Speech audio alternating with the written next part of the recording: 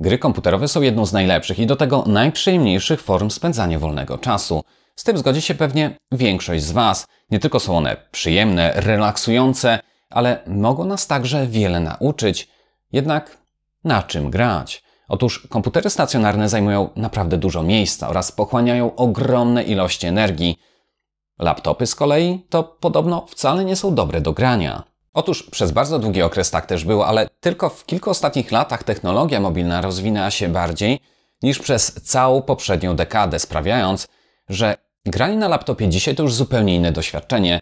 Tylko którego laptopa wybrać? Jest ich przecież tak wiele. Dlatego w tym materiale krótko i konkretnie zdradzę Ci, na jakie elementy zwracać uwagę, aby być zadowolonym przez długie lata. Z tej strony Paweł, a Ty oglądasz kanał Techmania HD. Zapraszam.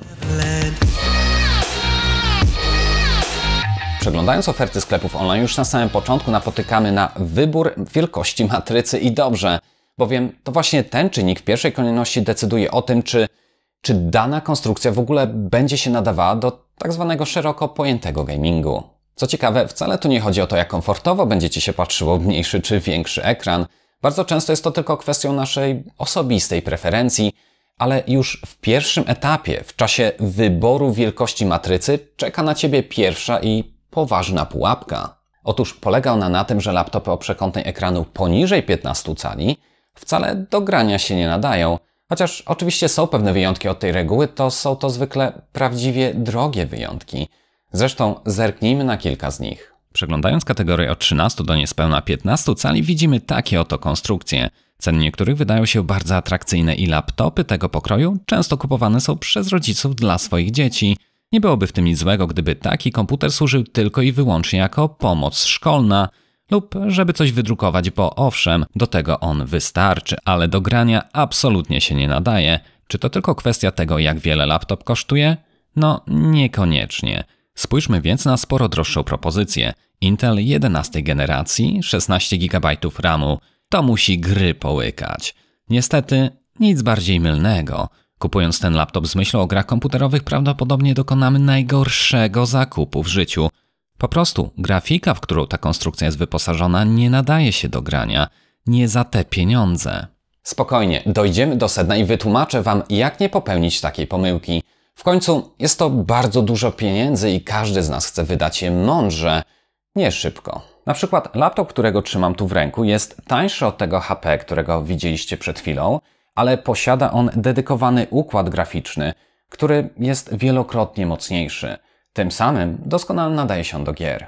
To, czego Wam jeszcze nie powiedziałem, to to, że jest to laptop o przekątnej ekranu wynoszącej 15,6 cala, bo właśnie to dopiero ten segment komputerów mobilnych i nawet większych, 17-calowych, celuje dopiero w wysoką wydajność w grach komputerowych.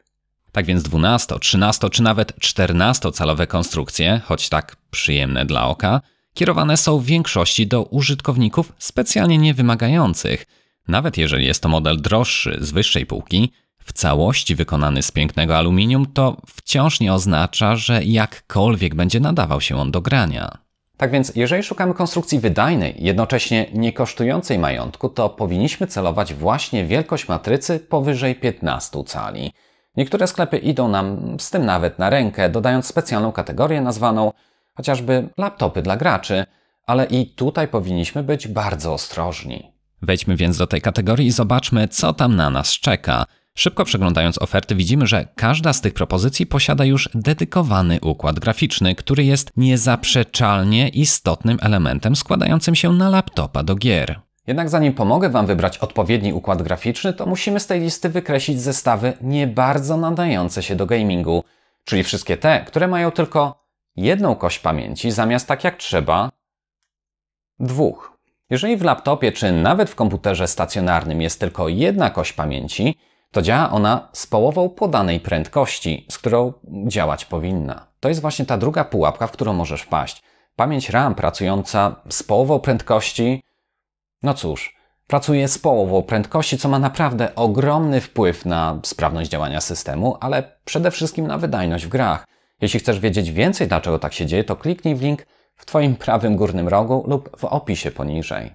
Jest jeden prosty sposób uniknięcia zestawów pracujących na jednej kości. Choć nie jest on uniwersalny, to z założenia 4 i 8 GB pamięci RAM będzie właśnie w tej niepożądanej przez nas konfiguracji. 16 jest zwykle w 2 kościach i ta wiedza da Ci już szybki start podczas wstępnego przeglądania ofert. Ale zanim podejmiesz ostateczną decyzję, upewnij się, że jest to na pewno pamięć pracująca w dual channel, czyli w 2 kościach. Dlaczego więc sprzedaje się komputery z 8 GB pamięci RAM? Powód jest prosty. Dodatkowa 8 GB kostka kosztuje jakieś 200 zł. Te konstrukcje z założenia kierowane są do osób, którzy w momencie zakupu wolą wydać cały ten swój planowany fundusz na komputer z lepszą kartą graficzną, bowiem tej się już nigdy nie wymieni. A za miesiąc po kolejnej wypłacie można dorzucić drugą taką samą. Jest to proste.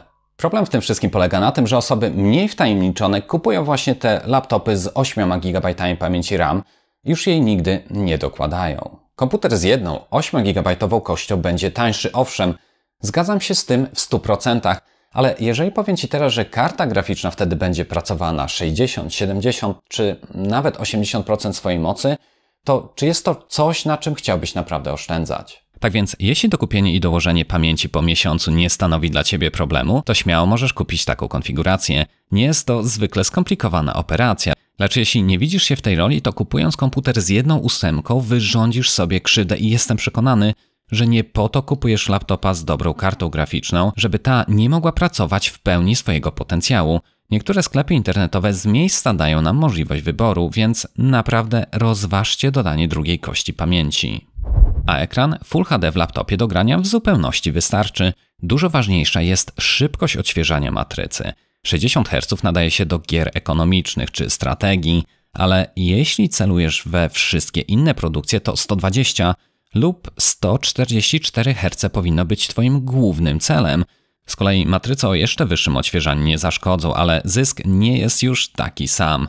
Skrócenie czasu odświeżania pomiędzy 60 a 144 Hz wynosi prawie 10 milisekund, czyli z niespełna 17 przeskakujemy na 7. Robi różnicę, prawda? Z kolei pomiędzy 240 Hz ekranem a tym 144 Hz to różnica wynosi już zaledwie 3 milisekundy. Gracz światowej klasy może wyłapać tę różnicę, ale tak to nie każdy będzie w stanie. Dlatego zalecałbym raczej zaoszczędzić i wybrać 120 lub 144 Hz ekran, ale o lepszym odwzorowaniu kolorów. Po prostu lepiej na tym wyjdziesz. Będąc w temacie kolorów, to oczywiście na nie również zwracaj uwagę. Tak samo na maksymalną jasność, ale o tym dowiecie się z recenzji, dlatego pamiętaj zasubskrybować mój kanał, włączyć ten malutki dzwoneczek powiadomień i zapisać w zakładkach stronę www.techmaniakhd.pl, na której w łatwy sposób odnajdziesz interesujący Cię temat, również z laptopami. Poza tym nie kupujcie dzisiaj niczego, co jest na dysku mechanicznym, chyba że ten miałby być jako drugi, dodatkowy, lecz podstawowy ma i musi być nośnikiem SSD. Dobór procesora również jest bardzo istotny. Nie chcę za bardzo wchodzić w szczegóły w tym materiale, ale moja taka krótka porada na wagę złota jest taka. Jak Intel, to 11 generacji. Poznacie ją po 2 pierwszych cyfrach. Poprzednia, 10. generacja wytwarzana jest jeszcze w starej, bo liczącej sobie 7 lat 14-nanometrowej litografii. Taki komputer będzie wciąż działał, lecz procesor konsumuje więcej energii, bardziej się grzeje i nie utrzymuje zegaru w trybie boost, tak jak robi to nowsza generacja. W przypadku AMD patrzcie raczej tylko na serię 4 i 5000. To są naprawdę wyśmienite procesory mobilne. Dopiero jak te wszystkie warunki zostaną spełnione, możemy przejść do rozważania kolejnego, kluczowego komponentu laptopa gamingowego, czyli procesora graficznego. Im mocniejsza grafika, tym koszt laptopa wyższy. Niby oczywiste i przewidywalne, ale to, co dla Ciebie istotne, to fakt, że wydajność w grach wcale nie wzrasta liniowo do ceny. Choć wiele zależy od modelu laptopa, to taki RTX 2060 niekiedy jest tylko odrobinę droższy od GTX 1660 Ti. Na tym wykresie widzicie procentowo, o ile 2060 jest mocniejsza z podziałem na konkretne gry. Wyliczona średnia przewaga na wszystkich wymienionych tu tytułach wynosi troszkę ponad 14%. Jest to konkretna informacja i prosta do przekalkulowania. Taki wzrost na pewno jest wart pewnej dopłaty. No i tu pojawia się kolejny niuans, o którym naprawdę powinieneś wiedzieć. Otóż procesory graficzne serii 2 i 3000 mają nie tylko tą oczywistą przewagę wydajności w grach, ale posiadają także dodatkowe jednostki obliczeniowe, które pozwalają na śledzenie promieni, czyli na tzw. ray tracing. Ale co jeszcze ważniejsze, to tylko w tych modelach można aktywować technologię DLSS. Ta często nazywana jest darmową wydajnością, bo z jednej strony zauważalnie zwiększa płynność grafiki, z drugiej nierzadko poprawia też jej jakość, czyli jakby nie było, sytuacja idealna. Wtedy przewaga nie wynosi już tylko 14%, ale po aktywacji technologii DLSS w pewnych tytułach może wynieść nawet 100%. Więc dopłata do grafiki serii RTX jest bardzo uzasadniona. Sprawdźmy, jak to wygląda na przykładzie laptopa Acer, czy jak komu wygodniej Acer Nitro 5. Jest to typowo gamingowa konstrukcja zarówno z zewnątrz, jak i wewnątrz, czarna obudowa z czerwonymi wstawkami i 4-strefową, podświetloną klawiaturą. 144 Hz ekran IPS od dobrej przestrzeni barwowej i kątach widzenia jest tym, czego chcemy, zwłaszcza skoro jest to laptop wyposażony w grafikę RTX 3060. Tu jeszcze warto nadmienić, że seria 3000 ma kolejną, dla niektórych naprawdę istotną zaletę. Otóż obsługuje ona HDMI wersji 2.1, które jest wymagane do napędzenia chociażby takiego 120 Hz telewizora 4K. W pewnych okolicznościach laptop może wtedy służyć za konsolę do gier i działa to doskonale. Ale wracając do parametrów, to 16 GB pamięci w trybie Dual Channel jest obowiązkowe przy tego typu grafice. Model tego laptopa można spotkać z różnymi procesorami. Występuje on z Ryzenami, ale przede wszystkim z Intelami 9, 10, a nawet 11 generacji. Konstrukcja, na której tu bazuje, została wyposażona w i7 10750H, czyli jest to 10. generacja. Dysponuje ona 6 rdzeniami, 12 wątkami. Przy zakupie nowego laptopa warto zwrócić uwagę również na moduł Wi-Fi. Ten nie zawsze jest tak łatwo wymienialny, a Wi-Fi 6 ma sporą przewagę nad starszymi standardami. Taki laptop pozwala na bardzo przyzwoite wrażenia zarówno w grach starszych, jak i tych najnowszych, lecz zacznijmy od klasyka GTA 5. W końcu od tak wielu lat popularność tej gry wcale nie spada, a w sumie może nawet czasami wzrasta. Produkcja ta utrzymuje średnio 118,5 klatek obrazowych na sekundę. Mogłoby być więcej, gdyby i sama gra była lepiej zoptymalizowana, lecz ta nie została stworzona z myślą o szybkich reakcjach czy szybkich wyświetlaczach. W czasach, gdy GTA 5 powstawało, 60-hercowy ekran był podstawą i niespecjalnie myślano o większej ilości klatek. Intel 10. generacji też odrobinę hamuje tu zapędy karty graficznej, której obciążenie obserwujemy w miejscu pokazanym strzałką. Zwykle w sytuacji, gdy zostaje nam jeszcze trochę mocy obliczeniowej karty graficznej, to warto wtedy podbić ustawienia lub rozdzielczość, jednak te były tu maksymalne. Z kolei taki tytuł jak Rainbow Six Siege jest już o wiele lepiej zoptymalizowany i pozwala RTX-owi 3060 bardziej rozruszać kości, utrzymując średnio 213 klatek obrazowych na sekundę. Jest to produkcja od początku do końca stawiająca na szybkość akcji, responsywność. Wcześniej rozmawialiśmy na temat odświeżania monitora, ale ilość generowanych klatek to nie do końca to samo. Możesz mieć wolniej odświeżającą się matrycę, ale wysoki klatkarz i wciąż na tym zyskasz. W takiej sytuacji klatka wyświetlana przez ekran będzie tą nowszą, świeższą i bliższą aktualnym wydarzeniom, co jakby nie było jest kluczową kwestią w tego typu rozgrywce. Kolejną bardzo popularną grą jest Fortnite, przez co w zestawieniu nie mogło jej zabraknąć. Produkcja ta wciąż jest intensywnie rozwijana, dochodzą kolejne tryby gry, przygody, postacie, ale również ulepszenia graficzne oraz nowe technologie z nimi związane. Jedna z najpoważniejszych aktualizacji dodała wsparcie dla śledzenia promieni oraz DLSS, a jako że jest to gra kompetytywna, skupiająca się przede wszystkim na czasie reakcji, to DLSS okazuje się być tu bardziej pożądany. W końcu przyspieszy on działanie gier i jednocześnie, bardzo często w trybie jakości, potrafi nawet podwyższyć ostrość i szczegółowość wyświetlanego obrazu. Zresztą, sami spójrzcie, ekran podzielony jest teraz na 3 części. Na każdej wyświetlane jest to samo w 3 trybach: natywnym, DLSS włączone w trybie jakości oraz DLSS w trybie wydajności. Czy jesteś w stanie rozróżnić, które jest które? W pędzie gry zapewne nie jest to wcale takie łatwe, więc spowolnijmy obraz do 50% lub może nawet go zatrzymajmy. Wtedy powinno być już dużo łatwiej. Przypatrz się i wybierz swoich faworytów. 3, 2, 1 i proszę. Oto prawidłowe odpowiedzi. Czy udało Ci się odgadnąć wszystkie dobrze lub może chociaż 2 z nich? Napisz w komentarzu poniżej, czy i ile udało Ci się odgadnąć. Jeśli były to wszystkie, to szczerze gratuluję. Teraz zobaczysz, jak wiele dobrego DLSS przyniósł dla ilości generowanych klatek. Włączając DLSS w trybie jakości zyskujemy dodatkowe 14% klatek. DLSS w trybie wydajności to niespełna 19% wzrost. Pamiętaj, że ta funkcja działa tylko i wyłącznie w kartach RTX 2 i 3000. Słabsze wersje takie jak GTX 1650, 1660 czy nawet 1660 Ti nie kwalifikują się ani do śledzenia promieni, ani do obsługi DLSS. Pobawmy się dalej, tym razem w Cyberpunk 2077. Znowu poprzestawiałem i gdzieś znajduje się jakość natywna, gdzie indziej DLSS w trybie jakości i wydajności. Czy jesteś w stanie wyłapać, która jest która? Okej, masz już swoje wybory? Oto odpowiedzi. Zgadza się, dla jeszcze lepszej zmyłki przetasowania wcale nie było. Otóż po lewej DLSS w trybie jakości, po prawej wydajności, a po środku obraz natywny i nienaruszony. Kto odgadł dobrze, może pochwalić się w komentarzu i nawet jeśli bez problemu odgadłeś, które jest które, to założę się, że wyniki benchmarku mocno Cię zaskoczą. 29,6 klatek obrazowych na ustawieniach rekomendowanych przez Hardware Unbox, takich zapewniających najwyższą jakość obrazu, to wcale nie tak źle. Oczywiście ciężko by było grać tak w tych 30 klatkach, ale ustawienia te są po prostu karkołomne nawet dla mocniejszych komputerów. Dlatego z pomocą przychodzi tu ponownie DLSS. Jego włączenie nawet w trybie jakości podnosi ilość klatek niemal o 59%.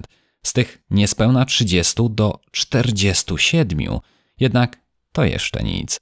DLSS w trybie wydajności i nie mówię tu o najwyższej wydajności, a po prostu jedno oczko wyżej wydajności, podnosi ilość generowanych klatek o 98 względem natywnych ustawień. Granie na 30 jest bardzo męczące, ale na 60 w tego typu grze jest jak najbardziej w porządku. Gdybyście chcieli, to oczywiście można obniżyć ustawienia lub wyłączyć ray tracing, co dodatkowo podbiłoby klatkarz. Jednak zauważ, jak wiele DLSS dodaje wydajności, płynności w grze. Jeżeli powiększymy obraz 3-krotnie, to widzimy, że w pewnych miejscach, chociażby takich jak na siatce, czy na małych wzorkach naczyń, DLSS ustępuje trochę z jakości względem obrazu oryginalnego. Czy grając w grę będziesz ją zatrzymywał, powiększał i przyglądał się tak dokładnie jak my w tym momencie? No myślę, że jest to bardzo wątpliwe. A różnicę między 30 a 60 klatkami odczujesz bardzo mocno. Właśnie w tym rzecz. Obraz z DLSS raz wygląda trochę lepiej, raz trochę gorzej od natywnego. Ale nawet w tych miejscach, gdy jednak traci on trochę na szczegółowości, z kolei gdy zyskuje on tak wiele na wydajności, to finalnie wychodzimy na tym i tak bardzo dobrze. Stwierdzenie to nabiera jeszcze więcej mocy w przypadku niewielkich ekranów laptopów. Tam dostrzeżenie jakichkolwiek różnic gołym okiem bez dodatkowego powiększania jest po prostu niezwykle trudne. Aczkolwiek gra grze nie jest równa, bo i DLSS na przestrzeni czasu uległ rozwojowi, czego najlepszym przykładem jest gra Metro Exodus. Otóż pierwsza wersja DLSS, którą ta gra otrzymała, pozostawia wiele do życzenia, jednak ostatnio ukazało się Metro Exodus w ulepszonej wersji, w której implementacja DLSS jest już o wiele przyjemniejsza dla oka. Jak widzicie, po wykresie nie podnosi już tak zawrotnie klatkarzu jak w Cyberpunku, ale 45% więcej klatek pomiędzy wersją natywną a DLSS w trybie wydajności to wcale nie mało. Nie tylko Metro Exodus jest dowodem intensywnego rozwoju DLSS. Red Dead Redemption 2, choć nie jest już to tytuł nowy, również ostatnio dostał wsparcie dla tej technologii podnoszenia ilości generowanych klatek. Jest to bardzo istotne, bowiem RDR2 wcale nie należy do lekkich tytułów. Czy i tu rozpoznasz, które jest które? Z podpowiedzią w postaci licznika klatek na pewno stanie się wszystko jasne. Wzrost nie jest znowu tak szokujący jak w Cyberpunku, ale dla tych 15% w trybie wydajności, czy nawet 12% w trybie jakości, DLSS jest znowu warte włączenia. Co tu wiele mówić, gier wspierających tę technologię jest więcej i więcej, dlatego jeśli chcesz, aby laptop zapewniał wspaniałe wrażenia z gry i to na kilka lat do przodu, to wskazane jest wybranie procesora graficznego serii RTX. Wybrałem ten kawałek, bo akurat tu widać niedoskonałości DLSS 2.0, czyli obecnej wersji, jednak już za rogiem planowana jest wersja 3.0 i niewykluczone, że tego typu kwiatki znikną na dobre. Co ważniejsze, możesz być o to spokojny, bo to właśnie gra ma być zaktualizowana, a wcale nie sprzęt, więc to jak najbardziej pozytywnie nastawia na przyszłość. A co z innymi grami, które wsparcia dla DLSS wcale nie posiadają? Dla przykładu seria Assassin's Creed niechlubnie słynie ze swojej słabej optymalizacji i nadprogramowego obciążania procesora, które przysłowiowo smaży niejeden komputer stacjonarny. Co prawda laptop, na którym przeprowadzałem testy na bardzo wysokich ustawieniach, radzi sobie nie najgorzej, bowiem średnio uzyskany klatkarz w benchmarku wyniósł 53 klatki. Ale po samej rozgrywce widzimy, że okazjonalnie większość z 12 rdzeni potrafi być solidnie, jeśli nie nawet 100% obciążane, pozostawiając grafikę częściowo bez pracy.